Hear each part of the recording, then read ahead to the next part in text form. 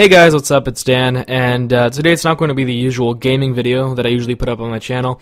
It's going to be a video about a major trend that's been going around Facebook, Twitter, and any other popular social network. I'm not even joking.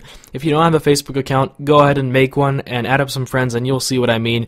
This thing is huge. Kony 2012 is basically a campaign that was started by a controversial activist group, and it's not for profit, and it's called Invisible Children.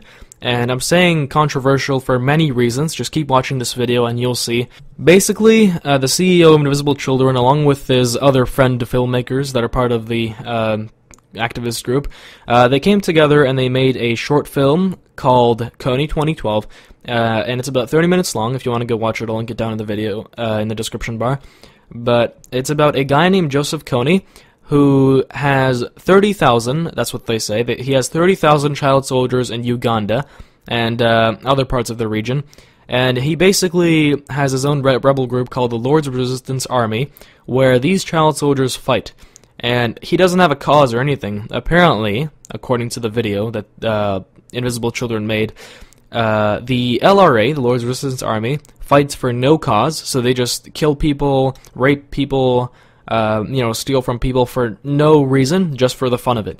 This is Invisible Children's 11th video on Joseph Kony, so I'm guessing they made 10 other ones because nobody really, took the time to watch them. And this year they got lucky, and, with Facebook and everything, it rapidly spread, and now hundreds of thousands of people know about Joseph Kony and how horrible he is and everything. The goal of their campaign, Kony 2012, is to basically stop Joseph Kony, who is apparently today's Hitler and today's source of all evil. No, I'm just kidding, but that's how they portray him. They want him stopped by the end of this year, I think, or I think it was by April 20th, 2012 or something like that. But they're handing out posters, and you can buy an action kit or something on their website, which contains a poster, bracelets, and all that other merchandise. Last year, in 2011, Invisible Children spent $8,676,614, and those were the activist group's expenses, and only 32% of that money went to direct charity services. So only 32% of that money actually went to Africa and to the kids in Africa. And not even all of the 32% went to the kids in Africa. I'm guessing only about 10 to 15%, maybe even less. But I'll tell you why soon, so just keep watching. The other part of the around $9 million in expenses went toward staff salaries, travel and transportation, and most of all, film production. So Invisible Children is really interested in outputting films and raising awareness and all that. But, I mean, now I just think there's way too much awareness. Everybody's aware. Everybody knows that there's this guy named Joseph Kony, and he's some madman, and, he uses child soldiers and all that mumbo-jumbo. But nobody's actually going to go to Uganda and kill this guy or bring him to justice. This issue needs action and aid, not awareness. Charity Navigator is a website where you can browse charities and their legitimacy and analyze them and all that. And on that website, Invisible Children has a rating of 2 out of 4 stars compared to other charities that have mostly ratings of 4 out of 4, 3 out of 4. But basically, they lack an external audit committee, and that's the whole reason why Charity Navigator is giving them this low rating. And what that means is that Invisible Children refused to have an actual auditing committee analyze their expenses and their income and all that. They only had one accountant that was in partnership with them. That one accountant did all of the auditing for them. So now we can see how much of your money is actually going to children in Uganda and in the rest of Africa where this stuff is happening. Only 32% of your money is actually going there, and maybe even less. Now let's talk more about the conflicts in the region as well as military intervention. The group's aim is a direct U.S. military intervention in the region to wipe out or capture Joseph Kony. Because of this, they also support the local armies in the region, such as the Ugandan Army and the Sudan People's Liberation Army. So when you donate your money to Invisible Children, your money goes through the Ugandan Army or the Sudan People's Liberation Army before it gets to the children. So you never know what might happen along the way. You never know how much of your money is actually going to go to the children. It might be 5%, 10%, 3%, 1%, you know? What's ironic is that the Ugandan army was accused of looting and rape by a large number of NGOs, which are non-governmental organizations. A representative of the UN said that there were several girls, some as young as 12, involved in prostitution with Ugandan soldiers. Another report based on UN investigations from field staff states that it is not unusual to see girls and women sneak into the Ugandan base at night or find Ugandan army personnel embroiled in brawls over girls and women. One particular case cited sexual violence by Ugandan soldiers against a 15-year-old girl named Mary. Ugandan soldiers rescued her and brought her to a clinic nearly dead in Sudan.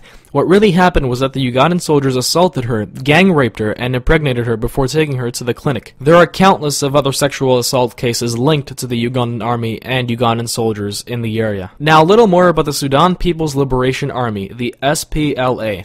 Here is a picture of the CEO and the founders of Invisible Children standing beside SPLA troops. The SPLA were active in a large civil war in Sudan that had several million casualties as a result of that civil war.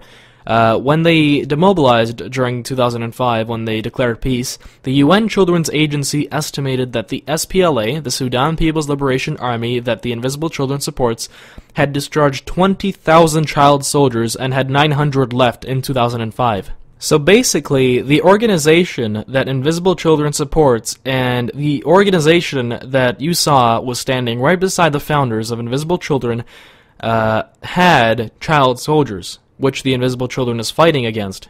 How ironic. And on top of that, the United Nations still can't confirm that the SPLA is child soldier free, so they may still have child soldiers even though they're supported by the Invisible Children. Invisible Children, which leads Kony 2012, supports military intervention. Kony has been around for a while. The US command in Africa, called AFRICOM, has tried stopping him countless times and failed, each time provoking a ferocious response and increased slaughter. The issue with fighting a man who uses a child army is that his bodyguards are children, plain and simple. Any efforts to capture or kill him will almost certainly result in many children's deaths.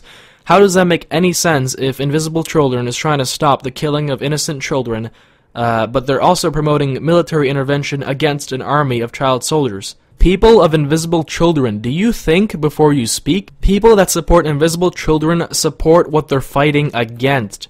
I don't understand. The Sudan's People's Liberation Army and the Ugandan Army are both supported by Kony 2012, even though the Sudan's People's Liberation Army used and still may be using child soldiers, as well as the Ugandan Army, which rapes and loots. All this means that people that support Kony 2012 simply also support looting, rape, child soldiers, how ironic, and the killing of children through military intervention. Now, awareness is great if you're calling people to action with it, but manipulation of facts isn't. The Council of Foreign Relations published an article on their website about the Kony 2012 campaign. Here is a quote directly from the article. During the past decade, US-based activists concerned about the LRA have successfully, if quietly, pressured the George W. Bush and Obama administrations to take a side in the fight between the LRA and the Ugandan government. Among the most influential of advocacy groups focusing specifically on the LRA are the Enough Project, the Resolve Campaign, the Canadian-based group Guluwalk, and the media-oriented group Invisible Children. Seen that name before. Older agencies from Human Rights Watch to World Vision have also been involved. In their campaigns, such organizations have manipulated facts, listen to this, manipulated facts for strategic purposes, exaggerating the scale of LRA abductions and murders, and emphasizing the LRA's use of innocent children as soldiers, and portraying Kony, a brutal man to be sure, as uniquely awful, a Kurtz-like embodiment of evil. They rarely refer to the Ugandan atrocities or those of Sudan's People's Liberation Army, such as attacks against civilians or looting of civilian homes and businesses, or the complicated regional politics fueling the conflict. So in the end, Invisible Children has been known and is known to manipulate facts for personal gain and to raise more awareness. Simply put, that's called brainwashing. Joseph Kony is not the next Hitler. The conflicts in Uganda and in the region are highly complex, not one-dimensional, so you can't just go ahead and point fingers at people without knowing the full story. They can't be solved by making a bunch of 30-minute films, spamming your Facebook or telling your friends, giving your money and public support to Invisible Children so they can spend it on violent military intervention, and movie number 12 isn't helping. I don't support bringing Joseph Kony to justice. I support bringing Joseph Kony and all of the other evil degenerates on our planet to justice. Every single one. If you're gonna take out one, why not take out all the rest? What I don't support, though, is invisible children's brainwashing and manipulation of facts for personal gain. You know, I wouldn't be surprised to see the CEO of Invisible Children be riding in an expensive sports car being praised as a world-renowned filmmaker. So please, people, do some research before supporting a cause.